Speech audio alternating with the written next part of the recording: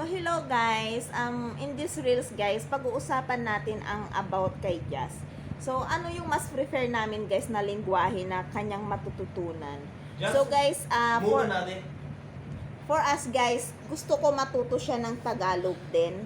Tagalog, Hindi, at English. Kasi guys, di ba, Filipino citizen siya. At sa future guys is mas plano namin siyang mapag-aral sa Pilipinas, especially pag kolehiyo na siya ganun.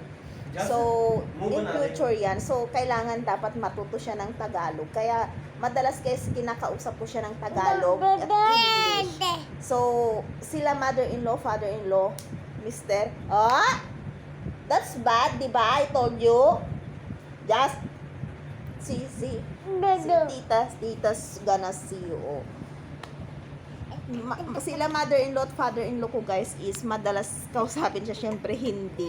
So parang mas natututo siya ng hindi guys. Pero nakakaintindi siya ng English kasi pag kinakausap ko siya naiintindihan niya ako. Nagre-respond siya. Mahulog ka dyan anak! So ayun guys, mas prefer namin ang Tagalog, English, tsaka Hindi. So tatlong lingwahe yung kailangan niyang matutunan. Okay? So bye-bye to guys na. Say bye-bye to guys then. Bye-bye, aunties. See, yung bindi niya guys, inaagaw niya kasi yung bindi ko. Ayan. So, kung makikita niyo, kinuha niya yung bindi ko. Nilagay ko sa noo niya para manahimik siya. See? Beautiful eyes na lang then. Beautiful eyes then. Let's go. Say beautiful eyes. Why are you crying? Why?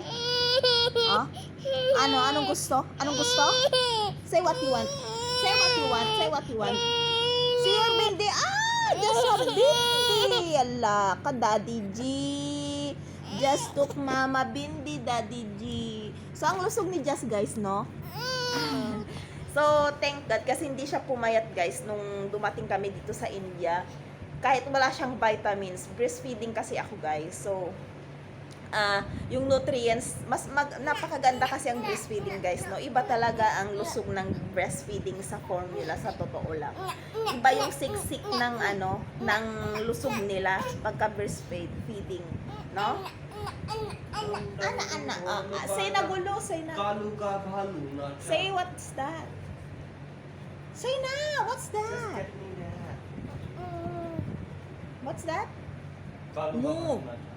Huh? Move. Oh yeah. Just move बना दे. Just move बना दे. See, your face is not. See. Then Like first, that, Say, first ikaw. remove this bindi from him. Then I will. Yeah.